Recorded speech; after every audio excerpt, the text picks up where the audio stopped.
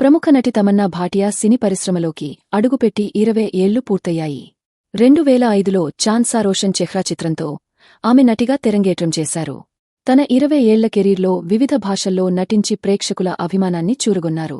తాజాగా ఆమె ప్రధాన పాత్రలో నటించిన ఓదెల 2 చిత్రం విడుదలకు సిద్ధంగా ఉన్న నేపథ్యంలో ఓ ఛానల్కు ఇచ్చిన ఇంటర్వ్యూలో ఆమె తన సినీ ప్రయాణానికి సంబంధించిన పలు ఆసక్తికర విషయాలను పంచుకున్నారు. తాను 10వ తరగతి చదువుతున్నప్పుడే చిత్ర పరిశ్రమలోకి వచ్చానని, నటనను కేవలం వృత్తిగా కాకుండా ఇష్టంగా, ఆనందంగా చేశానని ఆమె అన్నారు. నిజ జీవితంలో తాను కళాశాల విద్యను అభ్యసించలేకపోయినప్పటికీ సినిమాల్లో మాత్రం విద్యార్థినిగా నటించానని ఆమె తెలిపారు. పరిశ్రమలో 20 ఏళ్లు పూర్తి చేసుకోవడం పట్ల ఆమె సంతోషం వ్యక్తం చేశారు. కెరీర్ ప్రారంభించినప్పుడు ఇన్నేళ్లు కొనసాగుతానని అనుకోలేదని అన్నారు. ఈ సందర్భంగా తన 21వ పుట్టినరోజున జరిగిన ఒక సంఘటనను ఆమె గుర్తు చేసుకున్నారు.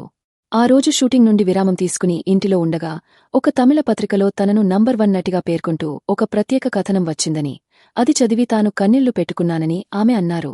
ఆ స్థాయికి త్వరగా చేరుకుంటానని తాను ఎప్పుడూ అనుకోలేదని ఆమె అన్నారు.